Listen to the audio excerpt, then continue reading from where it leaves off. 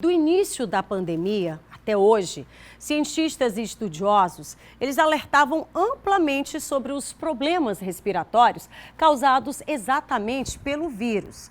Só que atualmente, a Covid-19 é alvo de estudos no mundo todo. Isso porque, aos poucos, esses mesmos cientistas e estudiosos revelam que o vírus tem afetado outras áreas do corpo humano, inclusive os olhos, como o conjuntivite viral. Um estudo nacional recentemente publicado em uma revista inglesa aponta que o vírus também pode provocar lesões anatômicas na retina. E aí, para conversar sobre esse assunto, dar dicas, inclusive, de como se proteger, de como observar tudo isso, estou recebendo hoje o médico oftalmologista, doutor Marques Feitosa, já está aqui ao meu lado, e a gente já te recebe, doutor, perguntando, né, isso assusta um pouquinho, né? A gente lá em março ouvia falar sobre todas essas causas respiratórias. Hoje, com o passar do tempo, a gente já escuta, já vê, já tem relatos, já sabe de pessoas próximas, com tantos outros problemas que vêm sendo apresentados. E os olhos não estão fora desse conjunto, né, doutor? Boa tarde. Boa tarde, Kate. Então, você está coberta de razão. A Covid-19 ela tem repercussões oculares. Então, já foi demonstrado em alguns estudos a relação de conjuntivite viral em pacientes que adquiriram a Covid-19 e existe também alguns indícios de alterações na parte nervosa do olho, no fundo do olho, como você bem citou, na retina. Doutor, mas isso pode resultar, digamos, pode começar com esse problema que foi apresentado, aquela irritação, alguma coisa do tipo, mas isso pode evoluir para alguma coisa muito séria, doutor? Mas a partir exatamente desses sintomas que de repente a pessoa sente? Então, é muito importante a pessoa que tem uma alteração na superfície ocular, como no caso uma irritação, o olho vermelho, o olho com sensação de corpo estranho, que ela busque o auxílio de um profissional especializado. A gente pode ter uma quantidade enorme de situações que possam estar ocorrendo, desde um corpo estranho, uma infecção, seja infecção viral, seja infecção bacteriana, seja infecção fúngica. Então, é salutar que a pessoa procure o oftalmologista para que ele possa tomar as devidas condutas, orientar de forma correta e prescrever a medicação adequada. Agora, doutor, não tem nada certo, né? São só estudos, né? Cientistas, estudiosos, que levantam possibilidades, não tem nada fechado. Então, assim, como bem disse o senhor agora, não é que tudo seja ocasionado por Covid-19, né, doutor? Nem tudo vai ser ocasionado por Covid-19. Mas é importante ressaltar que essa entidade ela promove alterações oculares, certo? E pegando o link do que você falou, com o advento da pandemia, as pessoas ficaram mais tempo em casa, né?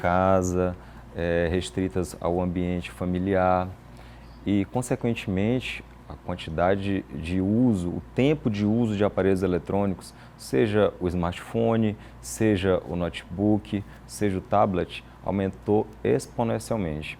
Isso em várias faixas etárias, tanto nos adultos como nas crianças.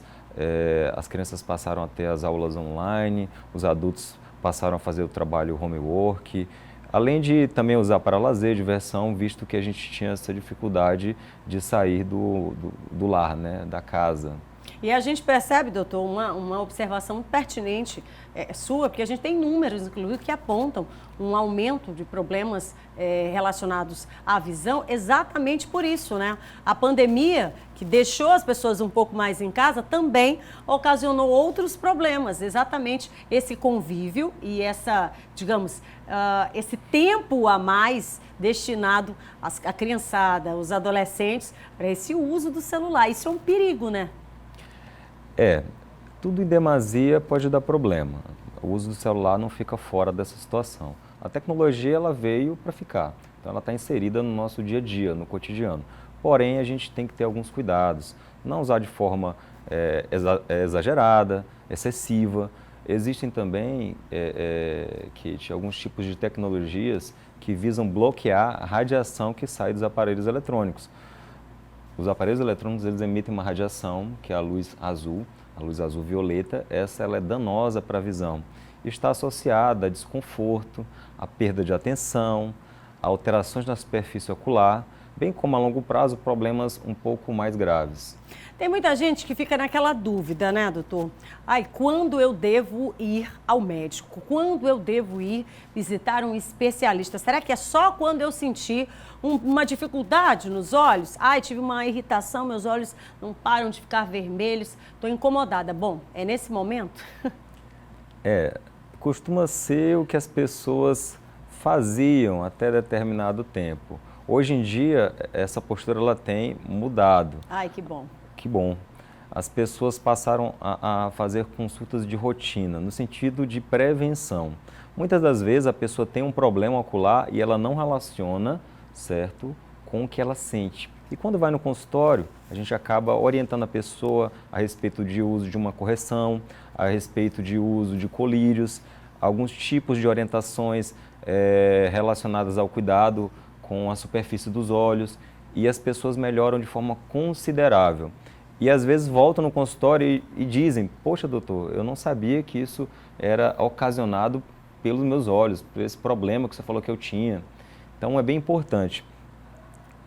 Eu tenho visto um aumento na quantidade de crianças que têm ido ao consultório, exatamente por conta do aumento da quantidade de tempo em aparelhos eletrônicos, Exposto, tablet, né? Smartphone.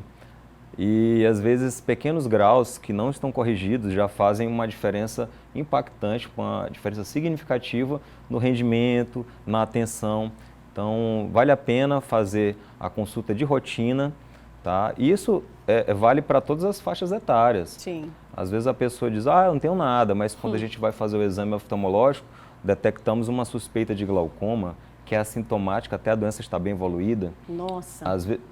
Pois é, a gente tem uma prevalência bem elevada dessa doença aqui no nosso estado.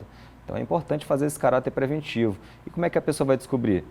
Unicamente fazendo uma consulta oftalmológica completa, verificando o fundo de olho, verificando a pressão intraocular. Ele não vai ter sintoma devido ao glaucoma na fase inicial. Isso é só um exemplo. E tem vários outros, né, tipo de alterações oftalmológicas. Na medicina em geral existe isso. Às vezes não dá sintoma nas fases iniciais, você não percebe os sintomas. E quando a pessoa procura o médico, que já está evidenciando algum tipo de alteração, digamos que já está no estado mais evoluído. E a oftalmologia está inserida nisso, mais complicado e mais difícil de tratar. E a gente sempre fala que a prevenção, para você atuar na prevenção, gasta bem menos.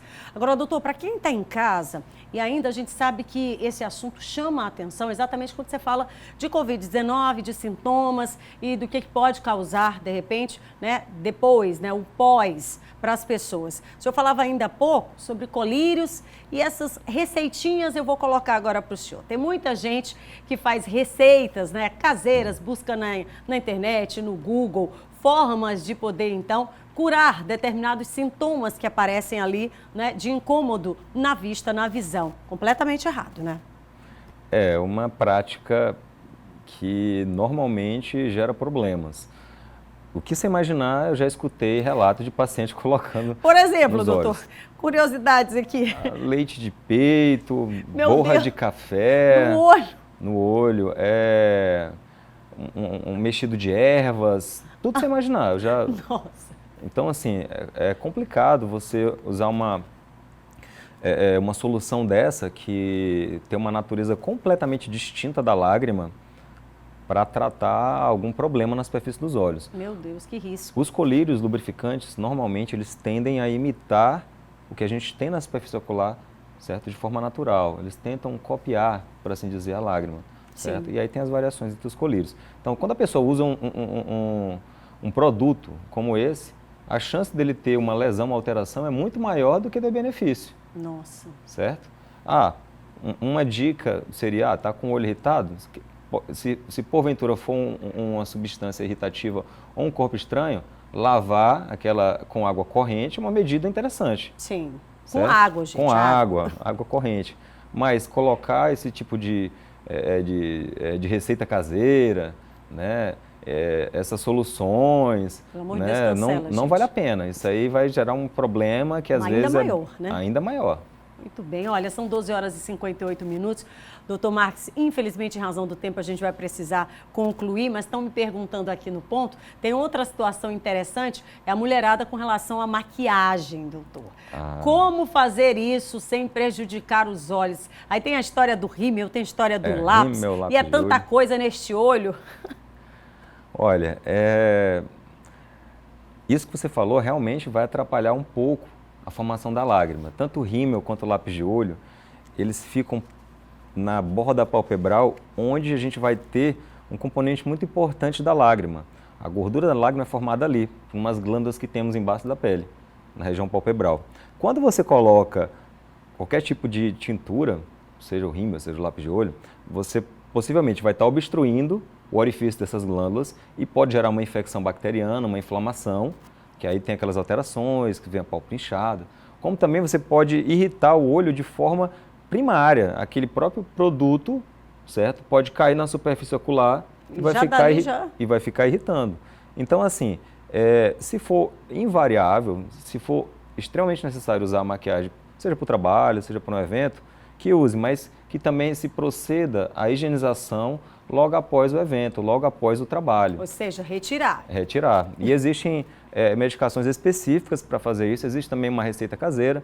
E vale a pena você que tem esse hábito de usar muito lápis de olho, rímel ou qualquer outro produto nessa região palpebral, consultar com o oftalmologista, explicar o seu hábito. Normalmente a pessoa já chega lá, você percebe no exame.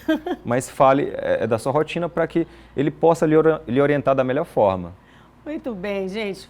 Mais uma vez eu queria te agradecer, doutor Marques Feitosa, por estar aqui com a gente. Muitíssimo obrigada. Já deixo o espaço aberto para o senhor retornar outras vezes aqui, falando da importância desse assunto, que é a saúde dos olhos. Com o maior prazer. Eu agradeço o convite e estarei aqui sempre que você precisar. Muito obrigada, Satisfação. Doutor. Feliz Natal desde já, né? Boas festas, Feliz Natal. De muita paz e esperança. Muita paz, saúde e esperança. Amém. Amém, para nós.